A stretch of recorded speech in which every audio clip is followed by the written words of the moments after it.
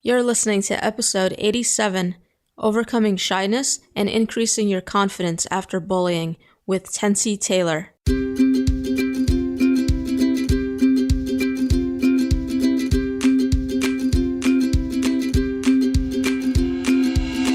Welcome to the Grass Gets Greener podcast, the show for survivors by survivors. I'm your host, Melissa Wilson, a bullying survivor and anti-bullying advocate. And each week you'll hear from a survivor who has overcome a traumatic experience to go on to not only survive, but thrive, so that you can too, starting now. Hello there, and welcome to this week's episode. Thank you so much for joining me. It's always great to have you tuning in, whether you're a first-time listener or someone who listens regularly. And I'm really excited to bring you this week's episode. I'm going to be joined by bullying survivor Tensie Taylor, who's also the author of the book, Bullied From Terror to Triumph, My Survival Story. And this is going to be a great episode for you, whether you were bullied or not. Tensie's story is one of hope and encouragement, and I know that you're going to enjoy listening to it today. But before we get into it, I do just want to mention that today's episode is brought to you by audible.com. Audible is the premier provider of digital audiobooks. I signed up with them to get you a free audiobook download along with a 30-day free trial. They have over 180,000 titles, including some that have been mentioned on this show in the past, that you can choose from for your iPhone, Android, Kindle, or whatever you use as an MP3 player. So if this is something that interests you and you want to check it out, all you have to do is go to thegrassgetsgreener.com/audible, and you'll be able to go ahead and get your free audio download along with that 30-day free trial. So I really enjoyed getting to connect with Tensie, and I love to connect with survivors of all different types of childhood traumas, but I particularly enjoy connecting with those who went through bullying as well, since that's the main thing that I experienced and the one thing that I can relate to the most.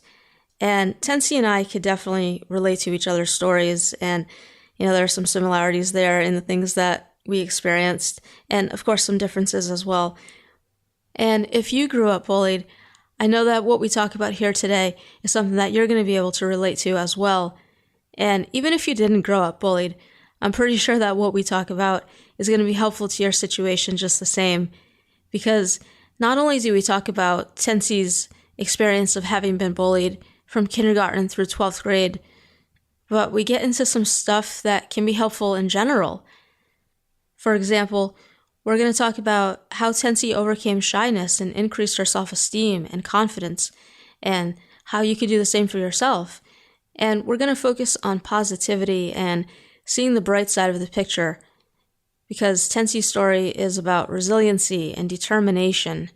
And we're also going to get into some networking tips, which you'll just have to listen to the episode to find out how that fits in.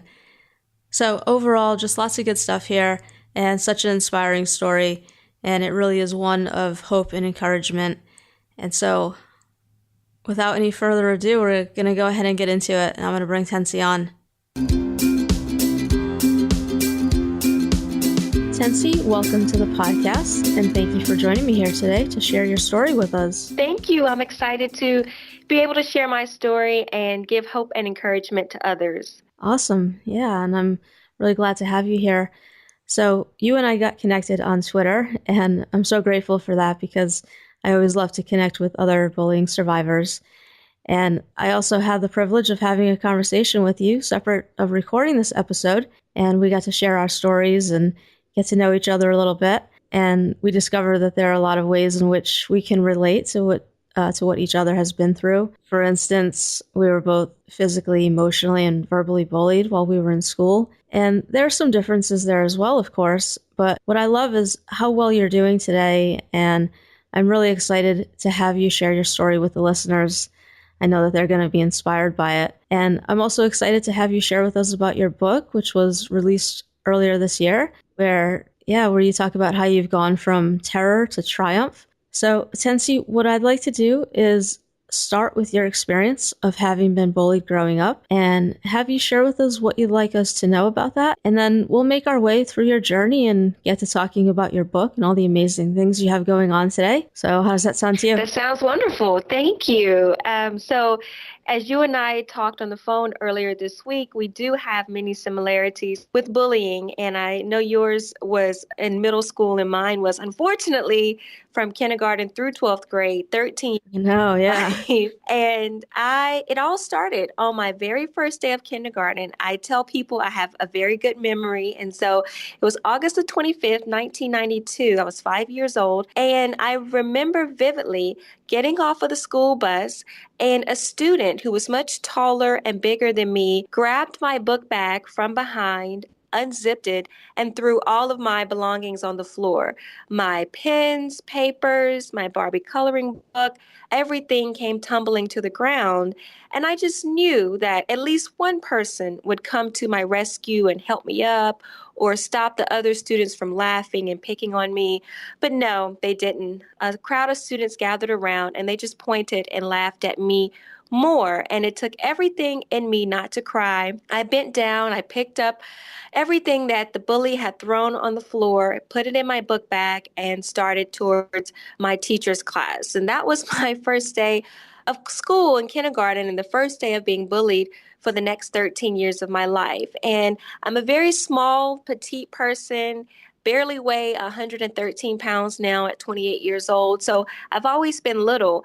And students had a field day with me. In elementary school, I didn't always wear name brand clothes or shoes because my parents could not afford it. And they put their priorities in other areas, such as paying for the mortgage and making sure that my siblings and me had a nice roof over our heads and food to eat. But students picked on me because I didn't wear name brand shoes. And they picked on my appearance. They called me names such as Shorty by Nature. They called me Oreo, Big Eyed Freak, Geico Direct, all these different names that they called me. And in addition to that, they physically bullied me. A student tried to break my arm in the 6th grade because I refused to open a locker room door for her. I was also dangled from a 2-story building when I was in elementary school. And in addition to that, students threw ice cream and food at me in the cafeteria and on the bus. And I went through so much in addition to people physically bullying me, emotionally bullying me. Students would throw a basketball at me during recess. To this day, I'm still not a fan of basketball. I'll watch it, but I won't play it because students threw the ball at me and just called me names and all types of things. You suck. You're not going to be anybody in life. And it was very discouraging. And it got to one point that when I was 16 years old, it was so bad that I said, why keep going on with life? Why keep living? Students don't like me. Guys don't like me. People are constantly picking on me. If I were to leave this world, nobody would care. And I contemplated suicide. But thankfully, I had a strong support system at home, and I was not going to take my life because in the end, then the bullies would have won. They would have gone on with their lives, and I would no longer be here. And then my parents and the few friends that I did have would be left to deal with the sorrow of my not being on earth anymore. So I went through a lot, and I really want to thank my parents and my guidance counselors and my teachers who helped me because they not only helped keep me alive, but they kept encouraging me, told me to be persistent, to not listen to these individuals, and it all paid off. And so for those who are listening who are being bullied or were once bullied, there is light at the end of the tunnel. There are better days. And for whatever reason, students are so mean in elementary, middle, and high school because once I got to college, bullying stopped. People were much nicer to me. I don't understand why students or like to pick or tease or bully other individuals in school, but please know that there is life after high school and that when you go to college, when you start working and being surrounded by like-minded individuals, it really does help. So keep going. Yeah, thank you for sharing that. And yeah, I mean, I think, one of course, the absolute worst outcome of being bullied is when someone takes their own life. And they do that because they don't feel like there's any hope and maybe they don't have any support. So it's really so important to be able to have that support and to just know that, it's possible for things to get better. So I really appreciate you, sharing that message with us and, letting us know that that's been the case for you in spite of everything that you've gone through and having to have endured all that for your entire time in school. And yeah, like you were saying, I mean, for me, it was just middle school, and I can't imagine what it would have been like to have gone through it for all of the years that I was in school. Yeah, Crazy. it is. And now I know I had asked you this the last time we talked, but you had said that you were pretty much with the same kids throughout your entire time in school. Yes, that's correct. So the kids who bullied me, it wasn't a new bully every school year. The kids were either my same grade or a grade above me. So they followed me. And in one instance, I did switch schools. In elementary school, I switched schools and went to a new school. My mother, she was a librarian at the time, and she had gotten a position at Laurel Mill Elementary School. And I said, yes, a new school. My mother's going to be here. I don't have to ride the school bus. The bullying will stop. I was so excited because I got to ride to school with my mom. And I said, I feel safe. Nobody's going to bully me. No one's going to hurt me. And unfortunately, that was not the case. I mean, third grade, I moved to this new school, and the beginning students were, decent, cordial towards me. But again, the bullying started up, and one student, he just loved to make fun of my clothes and my appearance. He picked on me. He said I had a big forehead, big nose, all this stuff. He said the only thing big on your body, your eyes, your nose, you have no shape. Just went in on me. And I told the teacher because it really scared me and I didn't like him. And a few days later, he comes to me and he whispers to me in the cafeteria that if you tell on me again, I will kill you and your family. So here I am, third grade. This guy is threatening me. I'm at a new school. I'm like, what is wrong with me? Why can't I fit in? Why do students feel the need to pick on me so much? So even though I went to a new school and my mom was there, it really didn't help. And as the readers who read my book, Bullied From Terror to Triumph, my survival story, there was an instance where my mom did stand up to a bully for me because it just got that much out of hand. And it did help. The bullying alleviated with this one particular bully. But then students started to go around school saying, oh, Tensie has her mom fighting her battles. She can't even stand up for herself. What a punk. What a wimp. So then it got worse. And I didn't always tell my mom and dad different things that took place at school. But it was a very trying time. Yeah, it's one thing that I was always afraid of. And I think the reason that I never told anyone about it is because I was afraid that if I had, my mom in particular, I know she would have gone into the school. I was afraid that that was just going to be another thing for them to use to make fun of me, Yeah. So, I mean, as it were, or as it was, I felt like, I was being picked on for just being an outsider anyways, because when I went to this school in seventh grade, it was a school that had grades from, it was either kindergarten or first grade through eighth grade. And so most of the students there already knew each other. So I was truly an outsider, and like every little thing, made me stick out and was used against me. So I felt like I was completely on my own, and I just had to keep it to myself and I don't know, just find a way to survive it until I graduated. Yeah, I totally understand. So let me ask you a question.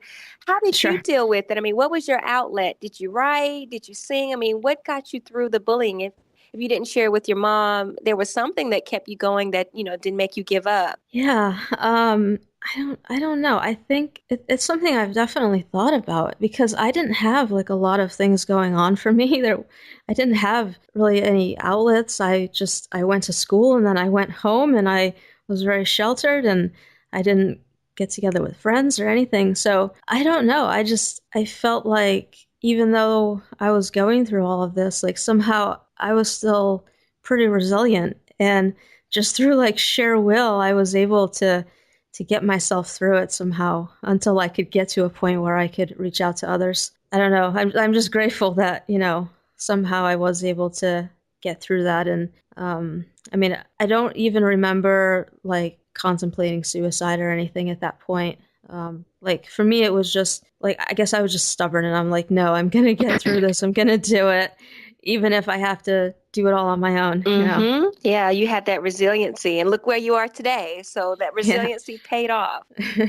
But I would definitely, you know, encourage people to reach out sooner rather than later. Absolutely. Yes. But yeah. But now in spite of having gone through this, like you did well in school too, right? Yes, I did well. And this might be part of the reason why students bullied me. I was a straight A student. They called me names such as teacher's pet because teachers loved me. I was very polite, mannerable, did not get into any trouble. I was in honors and AP classes. I remember in middle school, my sixth grade year, my lowest grade was a 99. And students just I I shake my head right now because I don't understand. I didn't bother anybody. I was nice. I was a friend.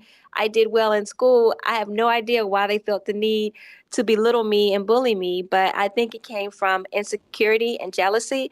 And I never was the type of student that rubbed my grades or anything in their faces. I was the type of student who tried to help them, like, "Hey, do you want to come over to my house and we do homework together, or do you want to study for a test together?" But they never wanted to do that. Instead, they grabbed my paper when the teacher wasn't looking, or if the teacher had to go down the hall to run an errand or something, and they would snatch my paper off and copy my answers. And if I tried to take it back, they gave me this evil look and said, "I wish you would try to do something." And so I was so afraid of what they might do if I got my paper back that I just sat there and I let them copy the answers to the homework that I had spent many hours doing. And I was always an overachiever. Anytime the teacher had extra credit opportunities, I did it. So I would get 105s and 110s on assignments, and the students would grab my paper and copy it. And that made me feel bad, but I was terrified of them. So I let them copy my paper because I did not want them to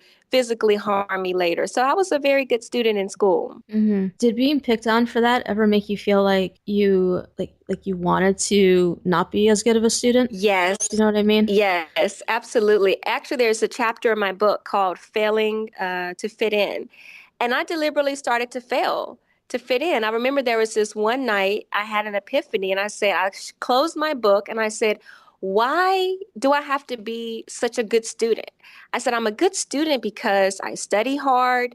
I put in time and effort into my work. I don't want to do this anymore. Students are bullying me and picking on me for being smart. I don't want to do this." And so I had a test the next day, and I didn't study. I mean, the old me would have studied and have known the material front and back, but I didn't. And I felt proud of myself because I didn't know the material. So when the teacher passed the test out, I knew nothing. And I wasn't scared. I was like, yes, I don't know anything. I'm going to fail.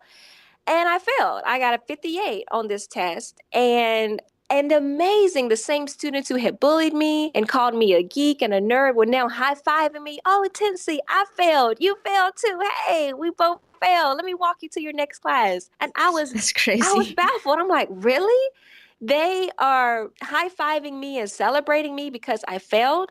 But thankfully, I give so much credit to my parents. They were so keen on education, and they knew what I was learning in class. And they said, "Oh, how was your test? Did you get your test back?" And of course, I had to come clean. And I pulled the test out, and my mom and dad went berserk. 58? What? You were making A's and going above and beyond? How did you get a 58? You better not bring a grade like this home again. And I felt ashamed that I had disappointed my parents. And after that, I never failed again. I never failed again. And I really think long and hard about that because there are some students who don't have parents who are concerned with their education or their well-being or don't know what's going on in school. And if that had been my type of parent, I could have failed, and might not have ever graduated high school. But because my parents were so concerned about my academic and my extracurricular involvement, they knew everything that was going on. And because of it, they told me to never bring home another failing grade. And I didn't. And I give them so much credit because my life could be so much differently if I had continued to fail and fit in with these group of people. And then my mom and dad sat down and talked to me, and they said, "Why would you want to be around students who encourage failure? You said that they high-fived you and walked you to class because you failed. That's not the type of people that you want to be around." But little did they know, they didn't know I was being bullied. They didn't know that I deliberately failed this test to try to get a reprieve from bullying. And I didn't tell them. And when they read my book, they learned so much information because they didn't know all that was transpiring during my school years. But it made sense. And I did not want to disappoint my parents because they had worked hard. They had been through so much. They grew up during segregation. They grew up dirt poor, and they made a life for themselves. And because of them, we grew up in a nice middle class environment. But I did fail. And I still look back to this day and think, wow, I was being congratulated for being a failure. That makes absolutely no sense, but that's what happened. Right, yeah. But I think that's because, we internalize everything when we're getting bullied, and we think that, it's the things that we're doing that's leading to the bullying. And so if we start doing things differently or, changing who we are, then we won't get bullied anymore. And so in this case, put yourself in a situation where you fail the test so that, in the hopes that they wouldn't pick on you anymore for, doing well and getting good grades. Mm-hmm. Yeah, it's crazy. And I think that's when we can really start to be deeply affected by being bullied. Yes. And so I'd like to ask you, a little more about that now, and tell us kind of, how did being bullied kind of negatively impact you? Like, I know for myself, I lost my self-esteem. I had no confidence. I couldn't trust other people. What was it like for you?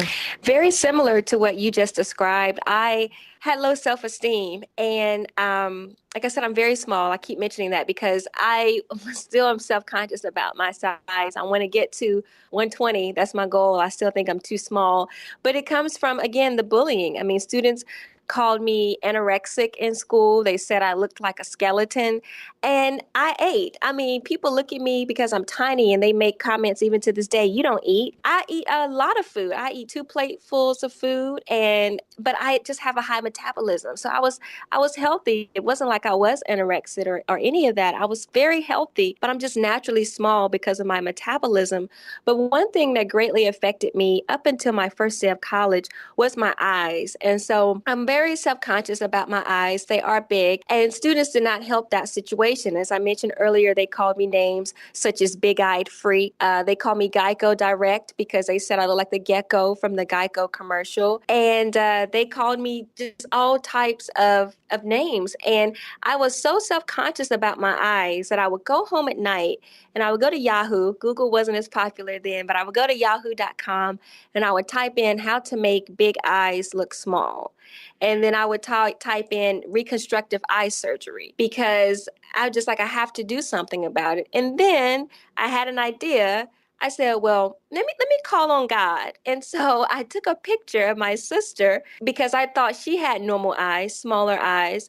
And I placed her picture under my pillow every night before I went to sleep. And I said a special prayer to God. I said, God, I have placed a picture of my sister, Khalees, under my pillow. Please make my eyes normal like hers. I prayed this every night, every night. And I wake up in the morning, I would run to the mirror and I would cry and throw things at myself. And I got angry at God. And I was like, why did you make me this way? Why did you make it so people pick on me and make me small? And I was upset with him. So it really took a toll on me. But it wasn't until my first day of college moving in when one of the gentlemen was helping me and he said, wow, you have really big, beautiful eyes.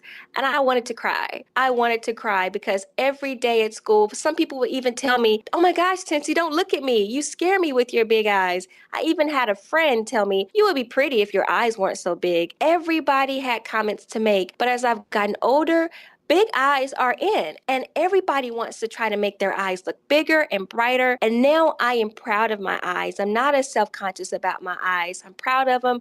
I wear my mascara and eyeliner to make them pop even more. But for 18 years, I hated my eyes. I didn't want to look at people. But these are the type of things that affected me. It helped me, well, it hindered my self-confidence, my self-esteem. But once I got into college, I used to be kind of shy. It's funny, I'm extroverted, an extrovert extroverted introvert. So I was very outgoing at school, and I would travel the country delivering speeches because I loved oratory. But I was also an introvert, and that came from the bullying. I was shy. I didn't like to look people in the eye and very self-conscious about my size. But once I got to college, I had a pep talk, and I said, Tensie, you want to make a difference in this world. You have to let yourself stand out, and you got to let this shyness go.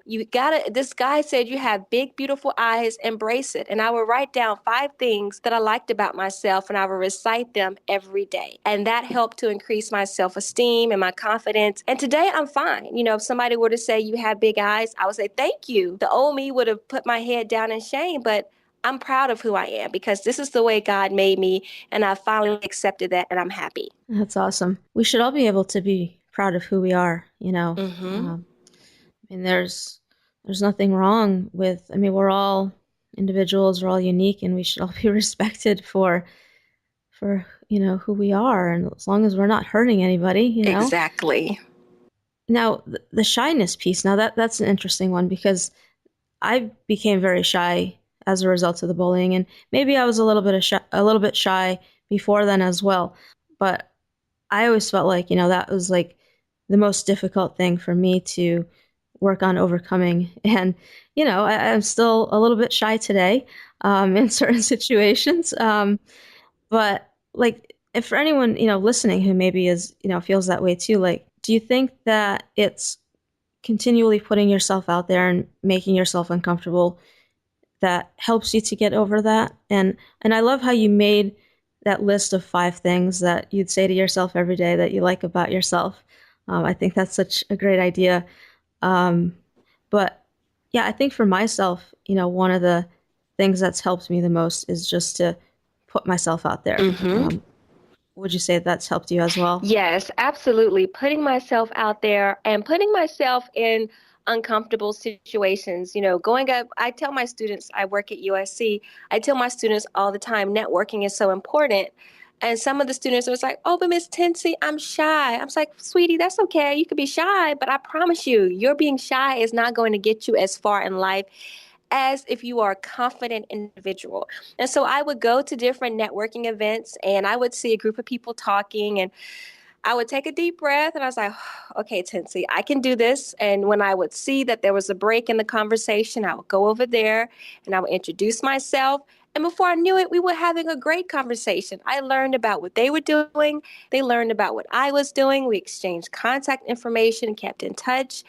You have to put yourself out there. There's nothing wrong with being shy. Shy is fine. But if you really want to, make yourself known even more, you have to get yourself out there. You have to put yourself in unnerving or uncomfortable situations. And that's what really has helped me blossom into the woman that I am today. A lot of celebrities endorsed my book. And it all started because I'm a red carpet host, but I would interview the celebrities and they would see me at so many different events that we kind of developed a rapport. And I would talk to them, and, the old me would have been shy and starstruck, but I'm thinking, they're a human being. I'm a human being. I'm going to approach them respectfully. Hopefully they will do the same for me. And that's how it all started. And so if I had been shy, I would not have had celebrities endorse my book. I would not have been able to interview people or to connect with high profile or influential individuals. Maybe down the road, but it would have taken a little longer because I'm shy, because of shyness. So I tell people, if you're shy, that's fine. But if you really want to get yourself out there, to break your nerves, like me, listing those 5 things. I used to walk with my head down because of my big eyes, but I wrote, I like my eyes. I like my size. I have a beautiful smile. And repeating these things over and over helped gain my confidence. So like I said, if somebody were to call me ugly today or call me big-eyed freak today, it wouldn't faze me because I'm confident in who I am. But I think getting myself in those situations where I have to be uncomfortable and meet other people and network really helped me even more to have more confidence. And now I'm a pro at networking. Mm-hmm. Yeah, I absolutely agree that putting yourself out there and just taking those chances, that's what's going to make a big difference. But I think it's hard for some people because, there's that fear that if you do that, then maybe you're going to be judged for something, right? I think it just goes back to that fear that was instilled in you when you were bullied. But on the flip side, I also think that if you are able to do it, more times than not, you're going to find that that's not going to be the case. People are going to be welcoming of you and accepting you. And it's really just, it's that fear that we have in our head that's holding us back more than anything else. And, we're kind of like, we might go to let's say we're in a networking situation and we're thinking about, approaching someone and we're just thinking about how it's going to go wrong rather than how it's going to go right. Yeah, that's very true. And I talked to, as mentioned earlier, about getting help. Counseling is wonderful. I don't know why people associate counseling with a stigma or you're crazy. No, counseling is healthy and it helps you. And I have talked to counselors and I've had psychologists come and talk to our students. And that's one of the things that I had to get out of my head was that, oh my gosh, people are going to judge me. And I would sometimes think about every negative thing that people would say. Oh, what if they are thinking in their head, oh my gosh, her outfit is ugly, or why does she have that hairstyle? And then my counselor said, okay, Tensie, you said all this negative stuff, but what if they say, wow, this is a very well-mannered young person. Oh, I like the way she looks. And that was a really example. I told her one time I went into this room and I just felt like everybody was staring at me and I became self-conscious. And there was this one girl, she kept looking at me and I was like, oh my gosh, I must look hideous. And she said, hey, I like your outfit. Where'd you get those shoes from? I had conjured up all these ideas of how she didn't like me, how I must look like some type of animal to her or something. Because again, going back to how I was bullied in school, and she ended up giving me a compliment. So I encourage people to really focus more on the positive. And at the end of the day, if someone doesn't like you, that's their problem. That's their opinion. That's fine. There's nothing that I can do to try to change that. If they don't like me, that's how they feel about me. But surround yourself around people who do like you, who do like to be in your company, who do uplift you. So I really encourage other people. I'm all about positivity. Find a positive circle. If you can't find a positive circle, be alone. And there have been so many times that I was by myself a lot because I didn't always follow the crowd, or people thought I was stuck up, or because I didn't want to drink or do any of these activities. That's just not who I was. And if you do that, that's fine. But I don't have to follow the crowd to fit in. I can be my own individual. Absolutely. And I love positivity. I mean, I think that that's so important in not allowing ourselves to really have those negative thoughts in our heads that are going to hold us back, and really try to replace them with positive ones. That can be such an important thing. For me now, it's like I've gotten to a point where, even though I might still be shy in a situation, I say to myself, well, what's the worst that can happen? And you're right, like we could be losing out on so many opportunities if we just don't take that chance. And I feel like, there's so many things I want to do and people that I want to help, and I'd be doing them a disservice if I'm not just putting myself out there as much as I possibly can. And so I get that's kind of, the mentality I'm at now, but I understand like it takes a shift to make that happen, but hopefully, for anyone listening who hasn't been able to kind of make that shift yet, that they're encouraged by that, and that, that it's possible to do that.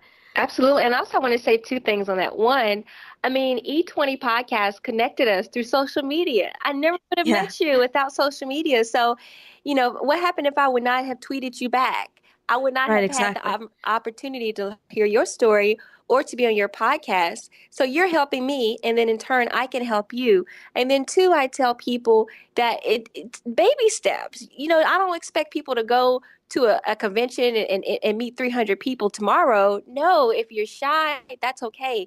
But start off by, going up to one person, shaking a hand, having maybe a 45-minute conversation and leaving. See how you feel about that. And then maybe two people. And then before you know it, you might be the life of the party. Everybody might want to be around you because you're so social. So if you're shy, if you're a little hesitant, it's okay. Take baby steps, one person, two person. And before you know it, you might be speaking in front of a crowd, telling your story. So it doesn't happen overnight. Yeah, definitely not. Baby steps are important, and there's nothing wrong with that. But yeah, it's absolutely possible to, get to a place where you're more comfortable in those situations, and you start to get your confidence back and feel good about yourself. Mm-hmm. Very true. Yeah. Now, I'm curious, since you were, bullied for your entire time that you were in school, and you said that you're 28 now, so it's been 10 years since you've been in that situation then, right? Clearly you've been able to accomplish a lot in that time. Were you able to begin to do any healing while you were in that situation, or did that not occur until after? It occurred after. During the situation, I really was just trying to focus more on staying positive, staying alive. Didn't really do much healing. Just trying to focus on more positive to get out of that situation. And as I shared, my mom and dad, they just kept telling me, "Keep going, Tensie, keep going."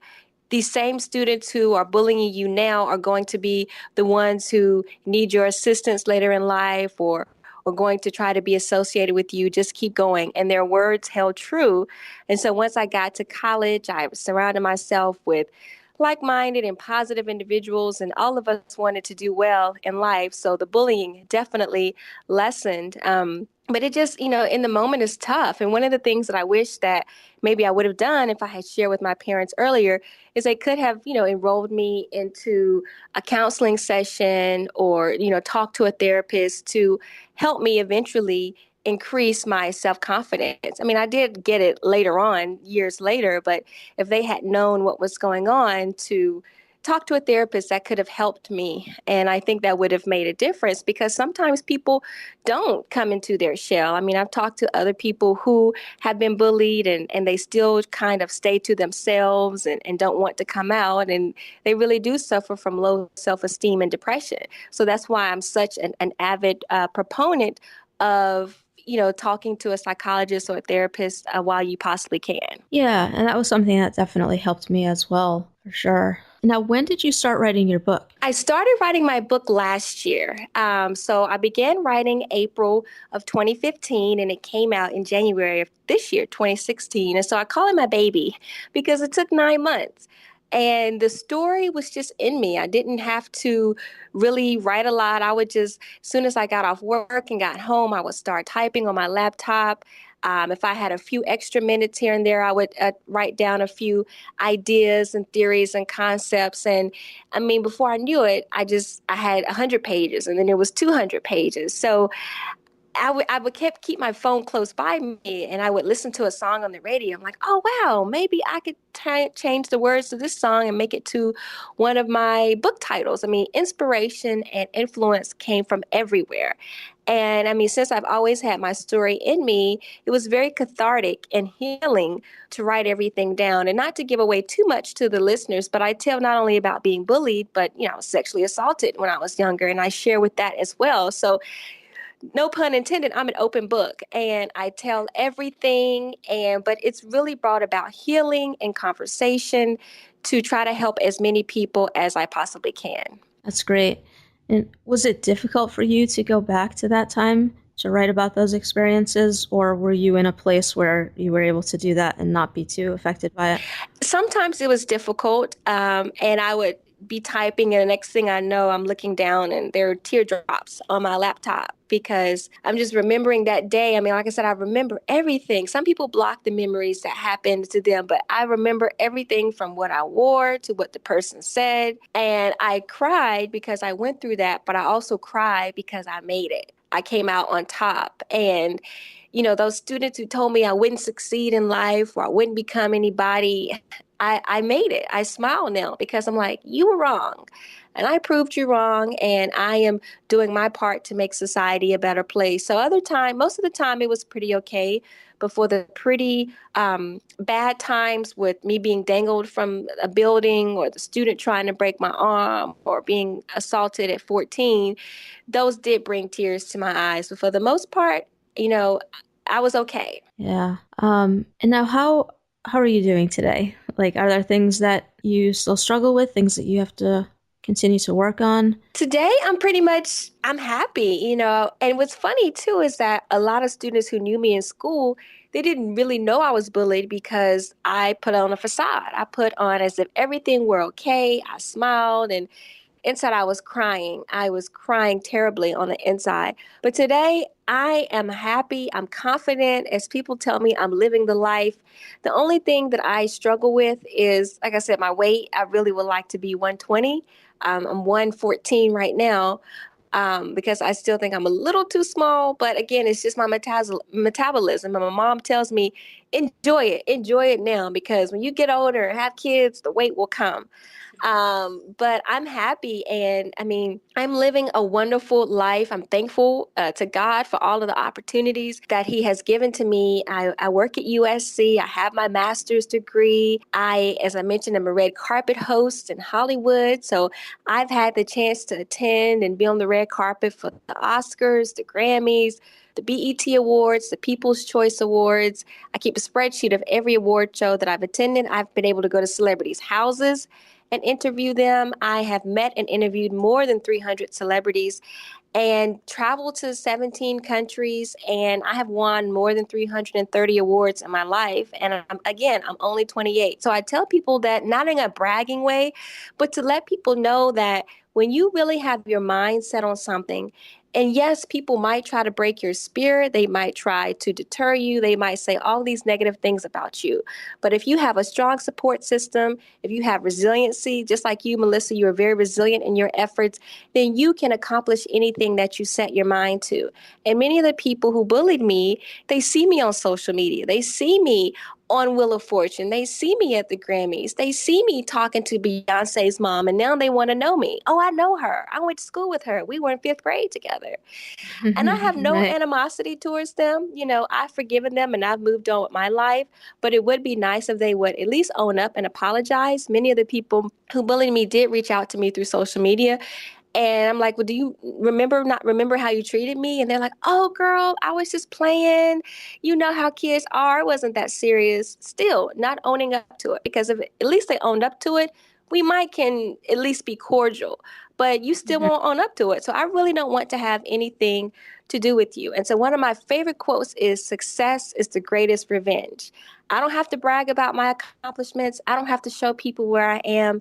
Others see it. When they see me on TV, when they see me in a news article, when they see me in a magazine, that is how they know that I have been successful. And their words nor their actions broke me. I came out on top. Yeah, I love that. So inspiring.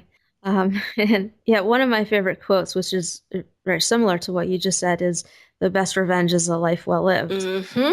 Yes. So true. That's the only type of revenge I'm interested in at this point, you know? Absolutely. It, And I came across an article the other day. I'm always sharing inspirational things. And it was an article that says, from victims to A-list celebrities. And they list all these celebrities who were bullied, from Demi Lovato to Taylor Swift to Eva Longoria, Christina Aguilera, Jessica Alba, Rihanna, Tyra Banks, Beyonce.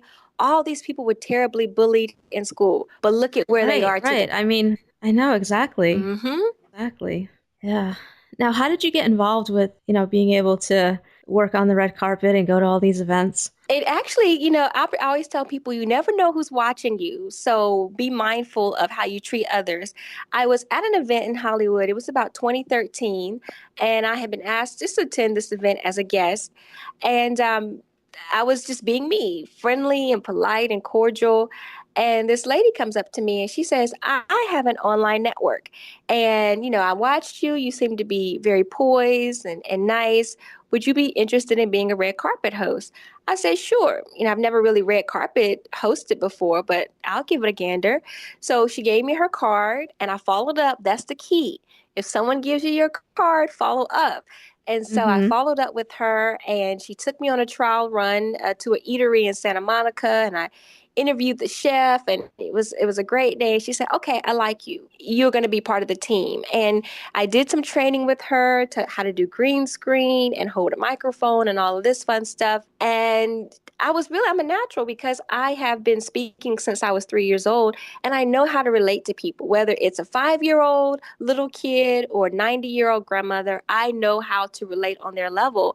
And so I became one of her top hosts, and she would send me, like I said, to the Grammys, to the BET Awards, to the Oscars to interview all these celebrities from Kathy Bates to Dick Van Dyke to I had the chance to interview Paul Walker's brothers, Cody and Caleb, to Robin Williams' daughter, Oprah, to Angela Bassett. I mean, the list goes on of the people that I've met and interviewed.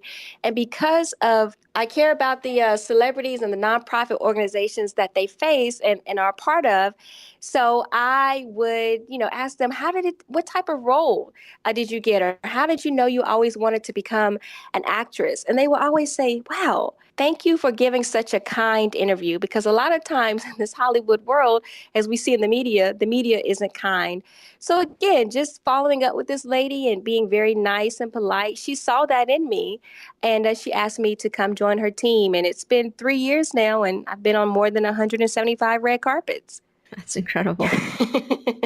I love that. I mean, it goes back to what we were saying about just putting yourself out there and taking those chances and, just being open to these opportunities, because you never know what can come your way. Exactly. You never, and that's why I tell, especially my students so much, just be careful of how you treat others because you don't know who's watching you. You don't know who's looking. So if I had been rude to people or had been mean, this lady would have seen that and be like, oh no, I don't want her. But because I was kind and gracious, she gave me an opportunity. And because of that, I've been able to interview so many celebrities and now I give back. So some of my students here at SC, they want to be in the entertainment world. So I allow them to shadow me and watch me do what I do on the carpet. So that never would have happened if I was not a nice, kind person. So even if you don't like someone or aren't fond of them, that's okay. Don't be rude because you never know who's watching. Exactly. Well, this has been really inspiring. And I've got one more question that I want to ask you before we kind of wrap things up today.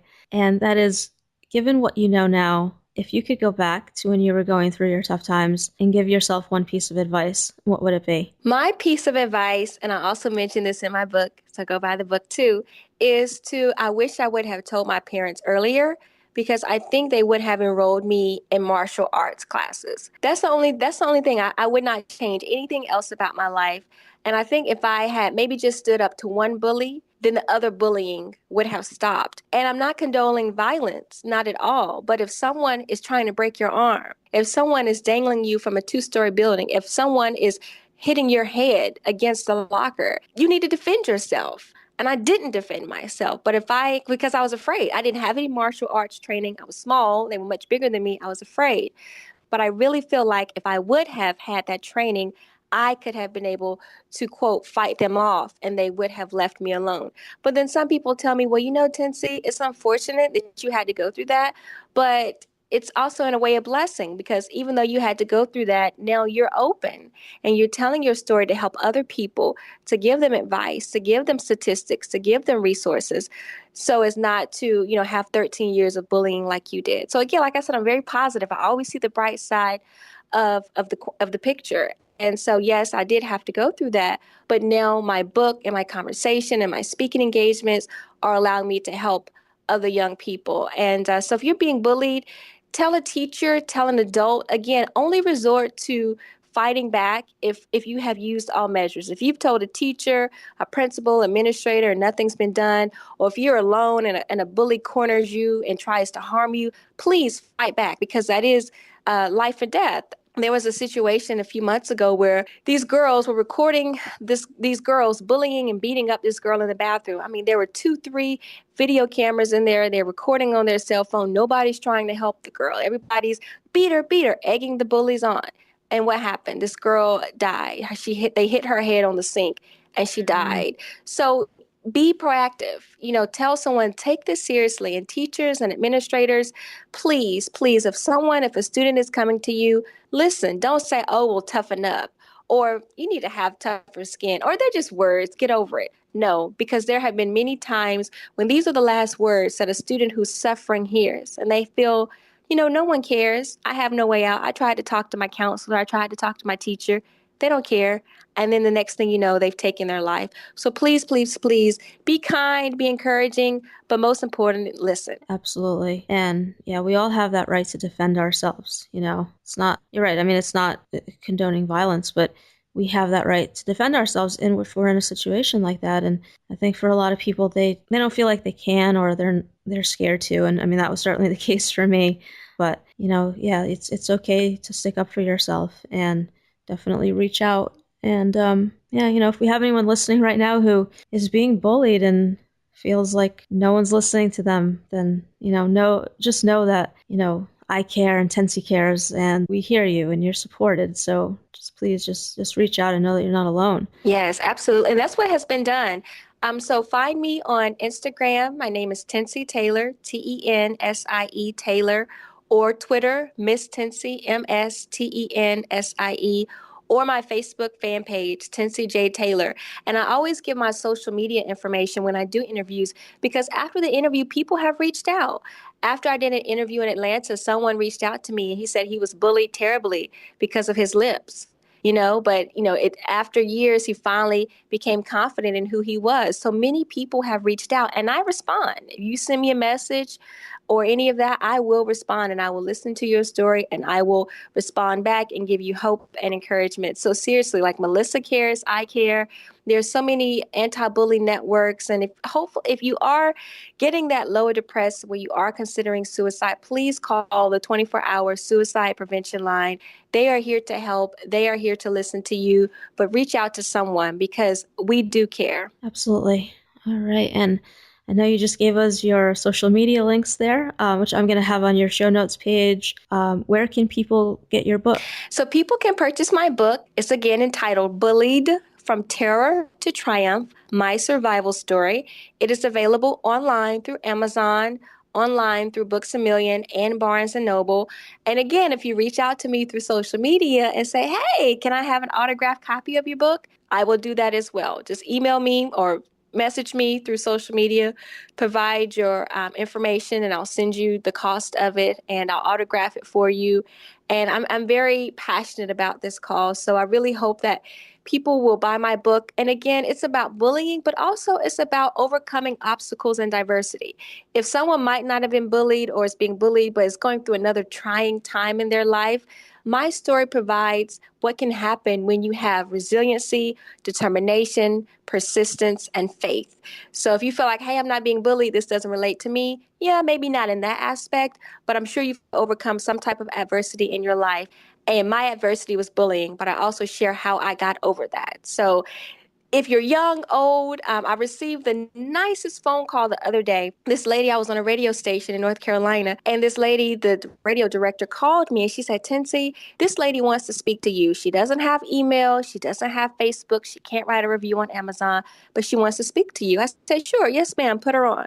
She told me, oh my gosh, your story was so inspirational. I read your book in one night. That's how good it was. And she was 90 years old. 90. So I have reached people from 5 years old to 90 that had said my story was so powerful. So again, anybody, what your age, race, religion, creed, whatever you are, you can relate to my story because we've all been through something in life. Yeah, that's incredible. And you're trying to get it into schools too, right? Yes, I'm trying to get into school. So if someone is listening, again, reach out to me through social media. I'm trying to make this part of the curriculum. I do workshops. I do creative avenues with the students that can really impart the impact of not being bullies, but being upstanders and bystanders. So if someone has a connection to the school industry or wants me to come and talk to students at school, I am available to do so. Awesome. Yeah, I think that resources like this definitely need to get into schools. I think they can be such a huge help. So I hope that is something that you're able to make happen at some point. Thank you. So. And I just, again, Melissa, want to thank you for allowing me to be on your podcast. And again, when you reach out through social media, if you take that leap of faith, who knows what can happen? And me and Melissa connecting, we're going to do more collaborative work together. Who knows what can happen? So just take a try and see. Yeah, absolutely. I'm really glad that we were able to connect, and definitely looking forward to continuing to collaborate. So just thank you for coming on the show today. I really appreciate it. And I really appreciate your message. And I hope that we've been able to help someone who's feeling a little discouraged or just feeling alone right now. And we've been able to hopefully let them know that they're not alone and provide them with inspiration that things can definitely get better. So thank you for that. Thank you. All right. I hope that you have a great rest of your day. All right. Thank you. You too, Melissa, and have a great weekend. Thanks for listening to the show today. This has been the Grass Gets Greener podcast, episode 87. Go to thegrassgetsgreener.com/Tensie Taylor, and Tensie is spelled Tensie. So go there to find the links mentioned during this episode or to leave a comment. So I hope that you enjoyed listening to Tensie's story and found it encouraging. And one of the things that I have to reiterate here is the importance of putting yourself out there. And I know how scary that can be. Believe me, I do. I mean, to try to paint the picture for you, I come from a place where I didn't talk to anyone, quite literally. I stayed home most of the time, or as much as I could. I dealt with severe social anxiety. But now I do this podcast, I share my story, I connect with others, I go to events where there are 300 people, and I do my best at networking. And I actually look forward to being in those situations and to continue to grow in that way. And I know that my words can only go so far in trying to convey to you where I'm really coming from and how things were really like for me back then. But believe me when I tell you that if I can do this, if I can be this person today, then there is definitely hope for you as well. And it's about taking those baby steps like we were talking about. I mean, these changes don't happen overnight.